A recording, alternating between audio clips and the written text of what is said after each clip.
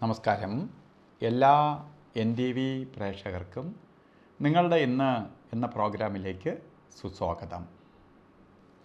ഇന്ന് 2024 ഡിസംബർ മാസം 26-ാം തീയതി, അതായത് 1200-ാം ആണ്ട് ധനുമാസം 11-ാം തീയതി വ്യാഴാഴ്ച. ഇന്ന് വ്യാഴാഴ്ചയാണ്. ശുഭ ദിവസങ്ങളിൽ ഒരാഴ്ച 7 ദിവസങ്ങളുണ്ടെങ്കിൽ അതിൽ ഏറ്റവും ഉത്തമ ദിവസം ഏതെന്ന് ചോദിച്ചാൽ വ്യാഴാഴ്ചയാണ്. ഇന്ന് ഉത്തമ നക്ഷത്രവും വന്നിരിക്കുകയാണ് ചോതി നക്ഷത്രം. ചോതി നക്ഷത്രം ശുഭനക്ഷത്രങ്ങളിൽ പെടുന്ന നക്ഷത്രമാണ്. അപ്പോൾ ശുഭനക്ഷത്രം, ഗുരുവിൻ്റെ ദിവസം, എല്ലാം കൊണ്ടും ഇന്ന് അനുകൂലപ്രദമായ ഒരു ദിവസം തന്നെയാണ്.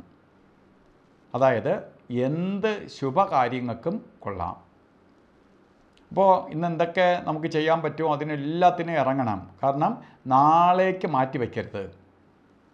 എപ്പോഴും നമുക്ക് നല്ല സമയത്ത് അല്ലെങ്കിൽ നമുക്ക് അവസരങ്ങളെ നിഷേധിക്കരുത്. അവസരം നഷ്ടപ്പെട്ടാൽ പിന്നെ കിട്ടൂല. അതേപോലെ അവസരം നമുക്ക് ഇനിയൊരു അവസരം വരും എന്ന് വിചാരിച്ചിരിക്കരുത്. പലപ്പോഴും നമുക്ക് ലഭിക്കാതെ പോകും. അതുപോലെ ഇന്ന് നല്ല അവസരങ്ങൾ നിങ്ങളുടെ മുമ്പിൽ വരും. വന്നതിനെ നിങ്ങൾ വേസ്റ്റ് ചെയ്യരുത്. അത് ജോലിയായിട്ടായാലും ശരി, മറ്റേതെങ്കിലും കാര്യങ്ങൾക്കായാലും ശരി, അനുകൂലപ്രദമായ ഒരു ദിവസം തന്നെയാണ്. ചോതി നക്ഷത്രം ബർത്ത്ഡേ വന്നിട്ടുള്ളവർക്ക് ഒരു വർഷത്തെ ഫലത്തെയാണ് ചിന്തിക്കേണ്ടത്. വാർഷിക ഫലത്തെയാണ് ബർത്ത്ഡേയിലൂടെ നമ്മൾ ചിന്തിക്കുന്നത്. ഒരു വർഷത്തെ ഫലത്തെ ചിന്തിക്കുമ്പോൾ വളരെ പുരോഗതിയും ഉയർച്ചയുണ്ടാവുന്ന ഒരു വർഷം തന്നെയാണ്. സാമ്പത്തിക പുരോഗതിയെ പ്രദാനം ചെയ്തു തരും. ഉയർച്ചയെ കൊടുക്കുന്ന ഒരു വർഷമാണ്. എന്തൊക്കെ നമുക്ക് പുരോഗതി ഉണ്ടാവും? സാമ്പത്തിക നേട്ടമാണ് വ്യാഴം പ്രധാനമായിട്ട് ഒരാളിന് തരണേ. മറ്റ് ഐശ്വര്യഫലങ്ങളൊക്കെ തരുമെങ്കിലും സമ്പത്ത് ഒരു പ്രധാന ഘടകമാണ്. അപ്പോൾ സാമ്പത്തിക മേഖലയുമായി ബന്ധപ്പെട്ട് പ്രവർത്തിക്കുന്നവർക്ക്, പ്രത്യേകിച്ച് ഊഹ കച്ചവടങ്ങൾ ആയിട്ടുള്ള റിയൽ എസ്റ്റേറ്റ്, ഷെയർ മാർക്കറ്റ്, മറ്റ് സാമ്പത്തിക ഇടപാടുകളിൽ ഒക്കെ പ്രവർത്തിക്കുന്നവർക്ക് ഏറ്റവും ഐശ്വര്യപ്രദമായ ഒരു വർഷം തന്നെയായിരിക്കും. നിങ്ങൾക്ക് സാമ്പത്തിക നേട്ടം ഉണ്ടാവും എന്നുള്ളതിന് സംശയം വേണ്ട. അതുകൊണ്ട് എന്ത് ചെയ്യണം? നിങ്ങൾ സാമ്പത്തിക മേന്മ ഉണ്ടാക്കാനുള്ള കാര്യങ്ങൾക്ക് ഇറങ്ങണം. ബാക്കി ഭഗവാൻ ചെയ്തു തരും. നമ്മൾ ഇറങ്ങിയാൽ മതി. നമ്മൾ ഇറങ്ങണം, നമ്മൾ ചെയ്യണം. കർമ്മം ചെയ്യുക നമ്മുടെ ലക്ഷ്യം. കർമ്മഫലം തരും ഈശ്വരനല്ലോ. അപ്പോൾ നമ്മൾ കർമ്മം ചെയ്യുക. എൻ്റെ ഫലസ്ഥിതി തരുന്ന ഈശ്വരനാണ്, ഗുരുവാണ്. അപ്പോൾ എല്ലാം തരും. അതുകൊണ്ട് ഓരോ കാര്യങ്ങൾക്ക് ഇറങ്ങണം. ഇന്ന് ദിവസം നമുക്ക് അത്ര കണ്ട് നല്ല ദിവസമാണ്, നല്ല നക്ഷത്രമാണ്. എങ്കിലും ഓരോ കാര്യങ്ങൾക്ക് ഇറങ്ങുമ്പോൾ രാവുകാല സമയത്തിന് പ്രാധാന്യം കൊടുക്കണം. ശുഭകാര്യങ്ങൾക്ക് ഇറങ്ങുമ്പോൾ രാവുകാലത്തിന് പ്രാധാന്യം കൊടുക്കണം. ശരിക്കും 1:51 തൊട്ട് 3:17 വരെയാണ് രാവുകാല സമയം. ഈ സമയം ഒരു ശുഭകാര്യങ്ങൾക്കും ഇടപെടരുത്.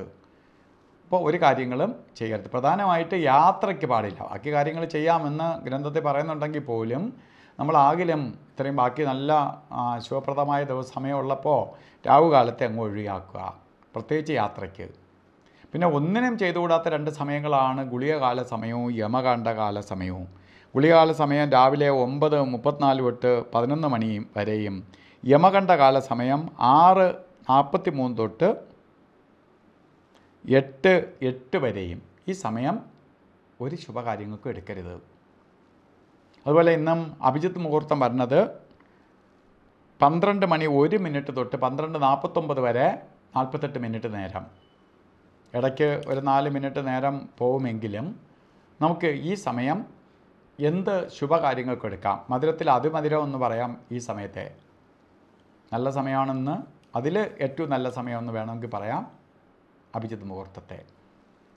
അതുപോലെ ഇന്ന് ഓരോ ശുഭകാര്യങ്ങൾക്ക് പോകുമ്പോഴും വസ്ത്രധാരണത്തിൽ നമ്മൾ മഞ്ഞ കളറ് വസ്ത്രധാരണത്തിൽ ഉൾപ്പെടുത്തുക. മറ്റെന്ത് വസ്ത്രം ധരിച്ചാലും മഞ്ഞ വസ്ത്രവും കൂടി ധരിക്കുക. ഷർട്ടായിട്ടോ അല്ലെങ്കിൽ കോട്ടായിട്ടോ ഷാളായിട്ടോ ബ്ലൗസായിട്ടോ എന്തെങ്കിലും ഒരു മഞ്ഞ വസ്ത്രവും കൂടി ശരീരത്തിലെ വസ്ത്രധാരണത്തിൽ ഉൾപ്പെടുത്തുക. അത് നമുക്ക് ഭാഗ്യത്തെ കൊണ്ടുവരാൻ സഹായിക്കും. ഗുരുവിൻ്റെ പ്രീതി ഉണ്ടാവും, ഗുരുവിൻ്റെ ദൃഷ്ടി പതിയും. ഇതൊക്കെ നമുക്ക് നേട്ടത്തിന് കാരണമായി ഭവിക്കും.